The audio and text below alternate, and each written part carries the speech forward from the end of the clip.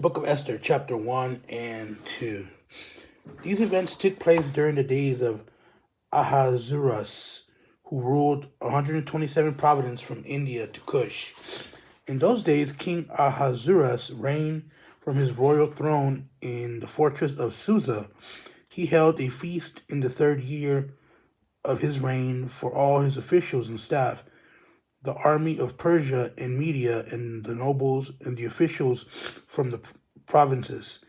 He displayed the glorious wealth of the kingdom and the magnificent splendor of his greatness for a total of 180 days. At the end of this time, the king held a week-long banquet in the garden courtyard of the royal palace for all the people, and the greatest to the least who were present in the fortress of Susa. White and violet linen hangings were fastened with fine white and purple linen cords to silver rods and marble columns. Gold and silver couches were arranged on a mosaic pavement of red feldspar, marble, mother of pearl, and precious stones. Drinks were served in an array of gold goblets, each with different design. Royal wine flowed freely according to the king's bounty. The drinking was according to royal decree. There are no restrictions. The king had ordered every wine steward in his household to serve whatever each person wanted. Queen Vashti also gave a feast for the women of King Ahasuerus' palace. On the 17th day, when the king was feeling good from the wine, Ahasuerus commanded Mehuman, Bitha, Harbana, Bigtha, Abaga, Zethar, and Carcass, the 7 eunuchs who personally served him, to bring Queen Vashti before him with her royal crown. He wanted to show off her beauty to the people and to the officials, because she was very beautiful, but Queen Vashti refused to come at the king's command that was delivered by his eunuchs. The king became furious, and with his anger burned within him. The king consulted the wise men who understood the times, for it was his normal procedure to confer with experts of the law and justice. The most trusted ones were Karshina, Shethar, Admatha, Tarshish, Meres, Marcina, and Memucan. They were the 7 officials of Persia and Media who had personal access to the kingdom and occupied the highest position in the kingdom. The king asked, according to the law, what should be done with Queen Vashti, since she refused to obey King Ahasuerus' command that was delivered by the eunuchs. Memucan said in the presence of the king and his officials, Queen Vashti has wronged not only the king, but all the officials and the peoples who are in every of the king Asherah's province. For the queen's action will become public knowledge to all the women and cause them to despise their husbands and say, King Ahasuerus ordered Queen Vashti brought before him, and she did not come.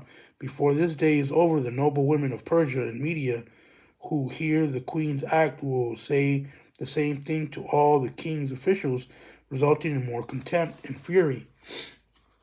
If it meets the king's approval, he should personally issue a royal decree that it be recorded in the laws of Persia and Media so that it cannot be revoked.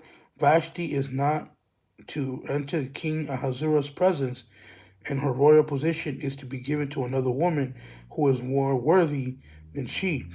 The decree the king issued will be heard throughout the vast kingdom, so all women will honor their husbands, for the greatest to the least.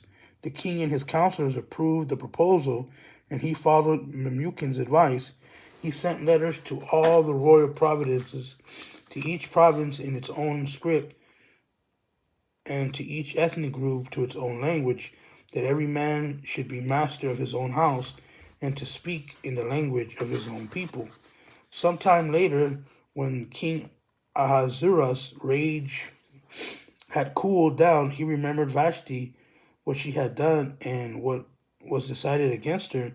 The king's personal attendant suggested that a search be made for beautiful young virgins for the king. Let the king appoint commissioners in each province of his kingdom, so that they may gather all the beautiful young virgins to the harem at the fortress of Susa. put them under the supervision of Hegai, the king's eunuch, keeper of the women, and give them the required bounty treatments. Then the young women who would please the king will become queen instead of Vashti. This suggestion pleased the king, and he did accordingly. In the fortress of Susa there was a Jewish man named Mordecai, son of Jair, son of Shemaiah, son of Kish, a Benjamite. He had been taken into exile from Jerusalem with the other captives when King Nebuchadnezzar of Babylon took King Jeconiah of Judah into exile. Mordecai was the legal guardian of his cousin Hadassah, that is, Esther, because she had no father or mother. The young woman had a beautiful figure and was extremely good looking. When her father and mother died, Mordecai had adopted her as his own daughter. When the king commanded, an edict became public knowledge, and when many young women were gathered at the fortress of Susa under Hagai's supervision, Esther was taken to the palace into the supervision of Hegai, keeper of the women. The young woman pleased him and gained his favor, so that he accelerated the process of the beauty treatments that the special diet that she received. He assigned even 7 hand-picked female servants to her from the palace and transferred her and her servants to Hiram's best quarters.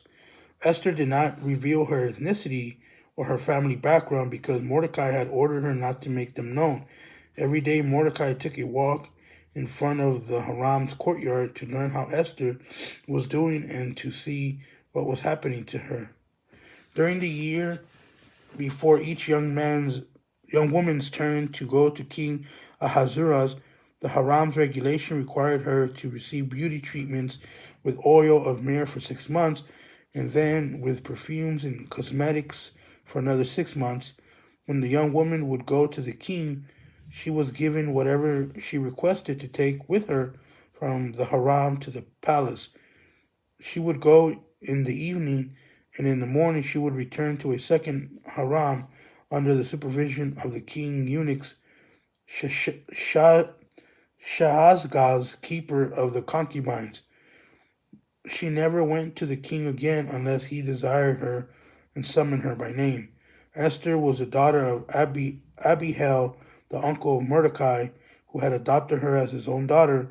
When her turn came to go to the king, she did not ask for anything except that Hegai, the king's eunuch, keeper of the women, suggested. Esther gained favor in the eyes of everyone who saw her. She was taken to King Ahasuerus in the palace in the 10th month, the month of Tebeth, in the 7th year of his reign. The king loved Esther more than all the other women. She won more favor and approval from him than did any of the other virgins.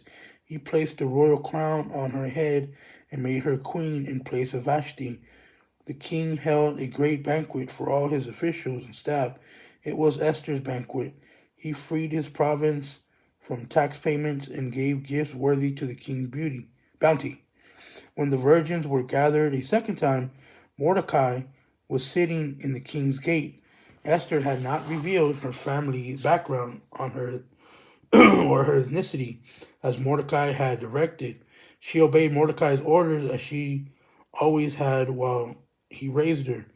During those days, while Mordecai was sitting at the king's gate, Bigthan and Teresh, 2 of the king's eunuchs who guarded the entrance, became infiltrated and planned the assassination of King Ahasuerus.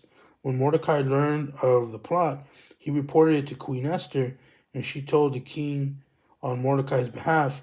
When the report was investigated and verified, both men were hanged on the gallows.